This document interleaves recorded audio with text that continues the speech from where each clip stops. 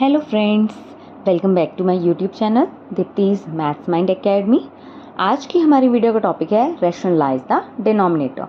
ये भी कंसेप्ट हमारा क्लास 9th के चैप्टर 1 में से है। इसमें हमें क्या करना है, जैसे हमारे पास ये एक इरेशनल नंबर है और इसे अगर सॉल्व करना है तो हम रैशनलाइजेशन का मेथड अप्लाई करेंगे। रैशनलाइज में क्या होता है, हमें डिनोमिनेटर को रैशनलाइज करना है। तो देखिए जैसे 1/√7 है, ये न्यूमरेटर है, ये डिनोमिनेटर है। तो डिनोमिनेटर के थ्रू रैशनलाइज करने का मतलब क्या है कि हमें डिनोमिनेटर में जो टर्म लिखी हुई है उस टर्म से हमें मल्टीप्लाई भी करना है एंड डिवाइड भी करना है। और यहाँ पर एक चीज़ ध्यान रखने वाली बात है कि अगर डिनोमिनेटर में एक सिंगल टर्म है, जैसे √7, सेकेंड एग्जाम्पल में 2 टर्म्स हैं, थर्ड एग्जाम्पल में भी 2 टर्म्स हैं। अगर सिंगल टर्म है तो किसी भी टर्म का साइन चेंज नहीं होगा। लाइक एक ही टर्म है तो उसका साइन चेंज नहीं होगा, प्लस है तो प्लस ही रखेंगे हम। अब उसके बाद हमने क्या करना है, न्यूमरेटर को न्यूमरेटर से मल्टीप्लाई करेंगे 1 × √7 एंड डिनोमिनेटर को डिनोमिनेटर से करेंगे मल्टीप्लाई, √7 मल्टीप्लाई बाय √7। अब 1 × √7 इज √7। अब कल के वीडियो में मैंने आपको एक रूल बताया था कि अगर मैं दो नंबर्स को मल्टीप्लाई कर रही हूँ जो दोनों सेम है और रूट के अंदर हैं, तो मल्टीप्लाई करके आंसर आ जाता है x, क्योंकि x की पावर 1/2 हुई यहाँ पर, रूट का मतलब पावर 1/2, और यहाँ पर भी x की पावर हो गई 1/2। अब जब बेस सेम होते हैं तो पावर्स मल्टीप्लाई में पड़े हों बेस, और तो पावर्स क्या हो जाती हैं, ऐड हो जाती हैं। तो 1/2 + 1/2 एंड हाफ + हाफ इज 1। तो इसीलिए डिनोमिनेटर में √7 × √7 कितना आ जाएगा, 7। This is our answer. Next question, 1/√7 - √6। अब इसे भी हमें डिनोमिनेटर के थ्रू रैशनलाइज करना है। तो हम क्या करेंगे, मल्टीप्लाई करेंगे डिनोमिनेटर के थ्रू। हमें क्या करना है, बीच वाले टर्म का साइन चेंज कर देना है। तो ये आ जाएगा √7 माइनस का आ जाएगा प्लस √6। सेम टर्म से हमें डिवाइड करना है, मल्टीप्लाई एंड डिवाइड। फिर उसके बाद न्यूमरेटर न्यूमरेटर से मल्टीप्लाई होगा। ये आ गया √7 + √6, 1 से मल्टीप्लाई करके सेम टर्म आ जाएगी। और डिनोमिनेटर में दोनों जो टर्म्स हैं वो आपस में मल्टीप्लाई हो जाएंगी। अब यहाँ पर ध्यान से देखें कि ये बिल्कुल सेम टर्म्स हैं, सिर्फ एक टर्म का साइन चेंज है। तो ये a + b a - b वाले फॉर्मूला को मैं यहाँ पे अप्लाई कर सकती हूँ। तो न्यूमरेटर तो हमारा सेम रहेगा। डिवाइड में देखिए a is √7, b is √6, a is √7, b is √6। तो a + b a - b क्या होता है, a² - b²।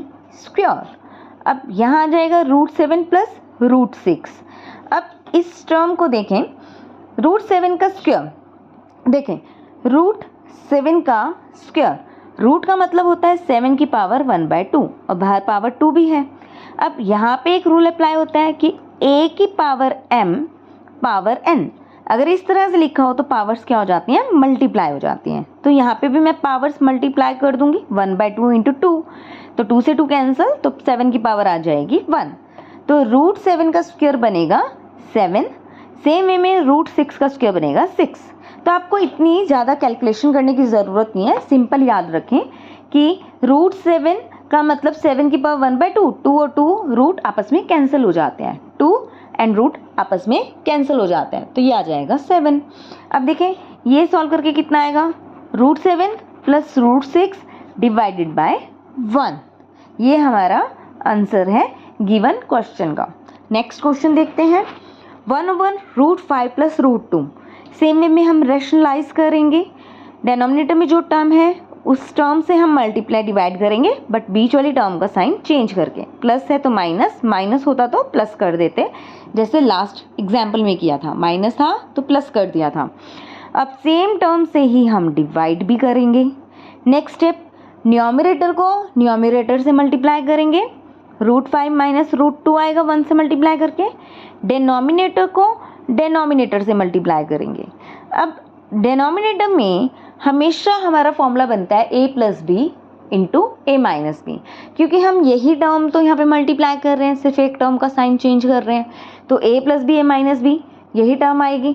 तो हम यहाँ पर डायरेक्ट ये वाला स्टेप स्किप करके हम डायरेक्ट लिख सकते हैं a square minus b square, मतलब रूट 5 का स्क्वायर माइनस रूट 2 का स्क्वायर। अब देखें रूट 5 का स्क्वायर 5 है, रूट 2 का स्क्वायर 2 है, तो ये आ जाएगा root 5 minus root 2 divided by 3। This will be our answer of this question.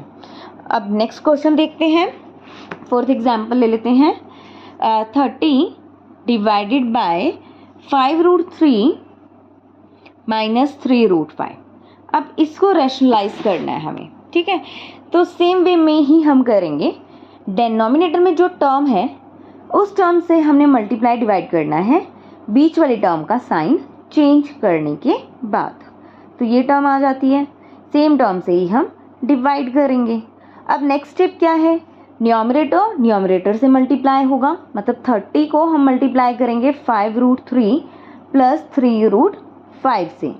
और डेनोमिनेटर में मैं डायरेक्ट देखो अब क्या फॉर्मूला लगा रही हूँ, a minus B A plus B, that is A square minus B square.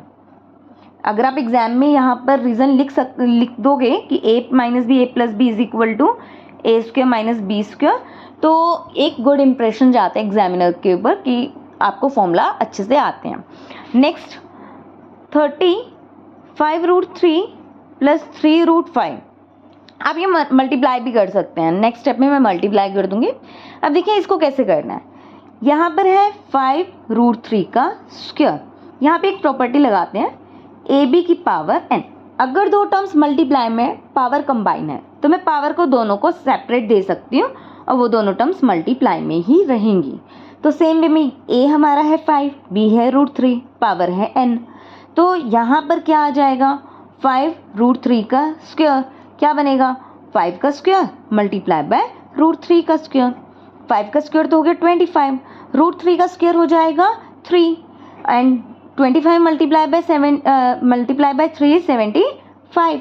तो इसका मतलब इसकी वैल्यू कितनी आ गई, 75। तो इसकी जगह मैं लिख सकती हूँ 75। अब देखिए डायरेक्ट इसे करते हैं, 3 का स्क्वायर 9, रूट 5 इज 5, 9 5 ज़ा 45।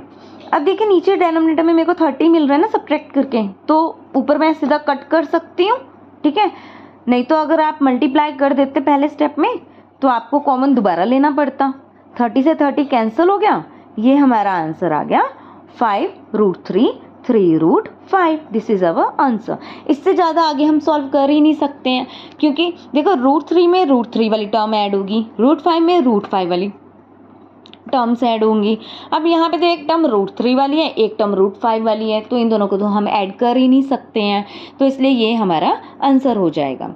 ओके, अब एक एग्जांपल मैं आपको देती हूँ, आप इसे सॉल्व करें और इसका सॉल्व करके आप पिक क्लिक करके मुझे कमेंट बॉक्स में शेयर करें, उसको मैं चेक करूँगी। अगर आपकी कुछ मिस्टेक होगी, कहीं पे आपको नहीं समझ आया होगा, तो मैं आपको वो क्लियर करूँगी।